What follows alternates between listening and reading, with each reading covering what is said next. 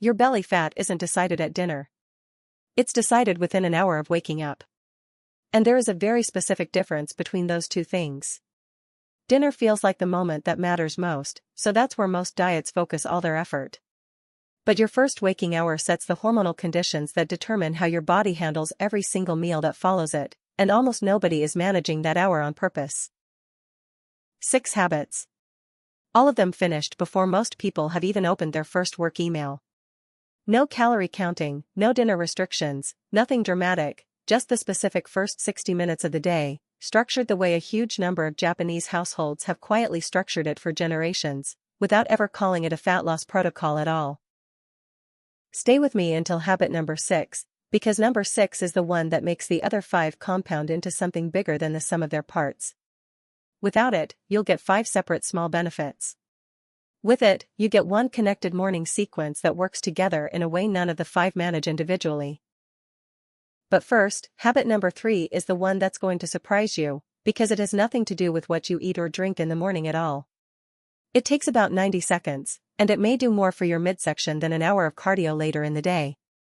Let's begin. Most of us think about belly fat the wrong way.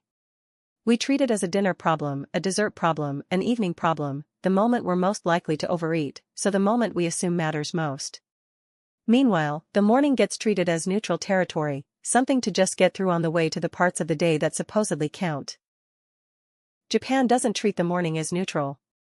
There's a concept behind this called Asa no Shuken, morning habits, treated as their own distinct category worth deliberate attention, not simply the on-ramp to the rest of the day.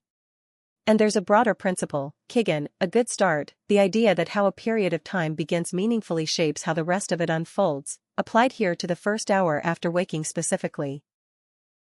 Here's why the morning matters more for belly fat than most people realize.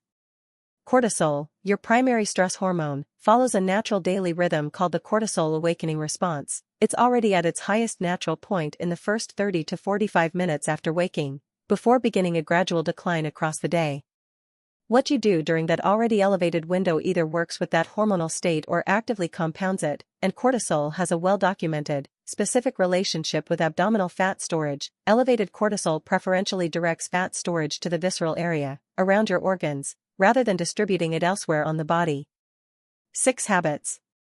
Each one shaping that first hour, and through it, the hormonal tone of your entire day. Let's go through every single one. You've probably heard that morning light is good for sleep quality. Stay with me, because its effect on belly fat specifically is a separate mechanism most people have never heard connected to weight at all. Here's what's actually happening. Natural light exposure in the first several minutes after waking is one of the strongest signals your circadian system uses to set the timing of the day's hormonal rhythm, including the cortisol awakening response mentioned above. Research on light exposure and metabolic health has found that a well-regulated circadian rhythm, anchored by consistent morning light, is associated with better insulin sensitivity and more efficient glucose metabolism throughout the day, while a poorly anchored rhythm, common in people who wake in dim light and go straight to a screen, is associated with reduced insulin sensitivity and a higher propensity for fat storage, independent of diet. Checking your phone first, in dim indoor light, does the opposite of what morning sunlight does. It delays the light signal your circadian system needs, while simultaneously introducing a stream of notifications and information that spikes cortisol reactively, on top of the naturally elevated cortisol already present in that window. You're not just missing a benefit. You're actively adding a second stressor on top of an already stress-primed hormonal state. The shift, the same 10 minutes, spent facing a window or stepping outside instead of scrolling a phone, set your circadian rhythm correctly for the day and avoid stacking reactive stress on top of your body's naturally highest cortisol window, a combination directly tied to how efficiently your body handles fat storage for the rest of the day. That is habit number 1. Now, habit number 2 is where this gets interesting, because it addresses what most people put in their body before anything else, and most people are getting the order wrong. This sounds like a minor sequencing choice. It's actually addressing a specific metabolic gap that builds up overnight and doesn't get corrected the way most people assume it does. Here's the mechanism. After 7 or 8 hours without fluid, your body wakes up in a mildly dehydrated state, and even mild dehydration has been shown in research to measurably slow metabolic rate, your body's basic calorie burning efficiency at rest drops when it's managing a fluid deficit, sometimes by a small but real percentage until rehydration occurs. Coffee, consumed first, doesn't solve this.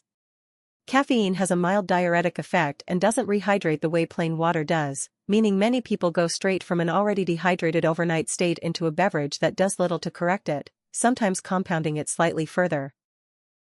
Warm water specifically, rather than cold, has an additional digestive benefit. It gently stimulates gut motility and digestive activity without the mild shock to the system that ice-cold water can produce first thing, easing your digestive system into activity ahead of your first meal, rather than starting the day's digestion abruptly. The shift, the same body, rehydrated with warm water before caffeine instead of after, starts the day's metabolic processes from a corrected baseline instead of a mildly dehydrated one that quietly persists, uncorrected, for however long it takes you to get around to drinking water later in the morning. That is habit number 2. Now, habit number 3, the 90-second habit I told you about at the very beginning. Stay right here, because this one has nothing to do with food or drink at all. Slow down here, because I know what you're thinking. That 90 seconds of stretching or light movement can't possibly matter as much as an actual workout later in the day. Here's the specific mechanism that makes timing, not intensity, the important variable. Muscle contraction, even light, non-strenuous movement, triggers glucose uptake into muscle tissue through a pathway that doesn't require insulin, via the translocation of GLUT4 transporters to the muscle cell surface. This matters specifically in the morning because insulin sensitivity naturally follows its own daily rhythm, and for many people, it's higher earlier in the day and gradually declines by evening, meaning the same amount of light movement can have a proportionally larger effect on glucose handling done first thing than the identical movement done later at night. 90 seconds of gentle movement, a few bodyweight squats, some light stretching, simply walking around the room, isn't meant to burn a meaningful number of calories on its own. It's meant to activate this glucose uptake pathway right at the start of the day, priming your muscles to handle the morning's first meal more efficiently than they would if you went straight from lying still all night to sitting down for breakfast without a single moment of movement in between. The shift, the same body, given 90 seconds of light movement before breakfast instead of none at all, processes that first meal's glucose more efficiently, a small, low-effort action producing a metabolic benefit disproportionate to how little time and effort it actually requires. That is habit number 3. Now, habit number 4, and this one addresses what actually goes on your plate, but the specific mechanism here is about protein timing, not total calories. Most breakfasts, when they include protein at all, mix it in alongside everything else on the plate, eaten in whatever order feels natural. There's a specific benefit to eating protein first, ahead of any carbohydrate on the same plate, that most people have never been told about. Here's the mechanism. Research on meal sequencing has found that eating protein and vegetables before carbohydrates, within the same meal, measurably blunts the resulting blood sugar spike compared to eating the same foods in reverse order or all mixed together. A small window of protein first eating changes how quickly the carbohydrate that follows gets absorbed. Applied specifically to breakfast, this matters because breakfast is often the first significant insulin response of the day, and a smaller morning spike has a documented tendency to reduce cravings and hunger intensity later in the day, meaning the benefit isn't confined to breakfast itself, it echoes into how much you're inclined to eat at lunch and through the afternoon. Traditional Japanese breakfasts naturally support this structure. Grilled fish, a soft-boiled or prepared egg, or a piece of tofu is commonly the first thing eaten from the plate, alongside miso soup, well ahead of the modest portion of rice that typically accompanies the meal. The shift, the same breakfast, with protein eaten first instead of last or mixed throughout, produces a smaller blood sugar spike and a documented reduction in cravings later in the day, a sequencing change that costs nothing extra and requires no different ingredients at all. That is habit number 4. Now, habit number 5, and this one is about the specific window most people fill with something that works against everything the previous 4 habits just built. This is the second screen-related habit on this list, and it's addressing a different window and a different mechanism than habit 1. Here's why this matters specifically. The cortisol awakening response, already naturally elevated in the first 30 to 45 minutes after waking, is highly reactive to stress input during that exact window, meaning a stressful email, a piece of alarming news, or a work notification checked during this period produces a disproportionately larger cortisol spike than the same stressor would produce later in the day, Once your baseline cortisol has already begun its natural decline. You're not just adding stress. You're adding it at the single most cortisol-reactive moment of your entire 24-hour cycle.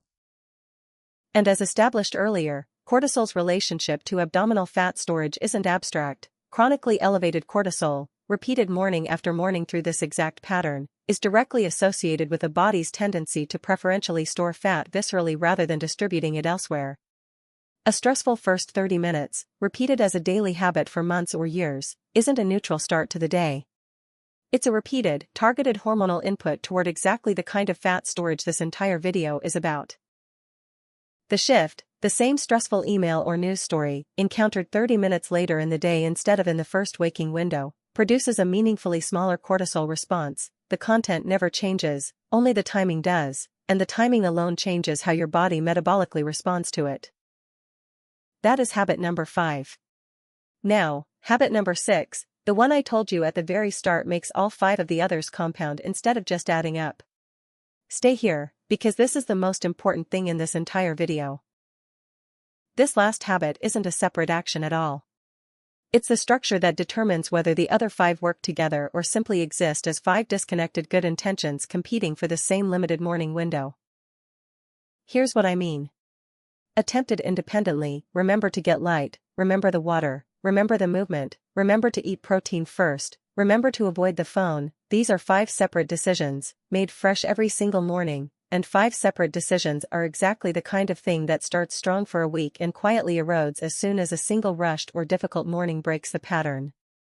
Once one habit gets skipped on a hard day, the other 4, having no fixed connection to each other, tend to drift as well.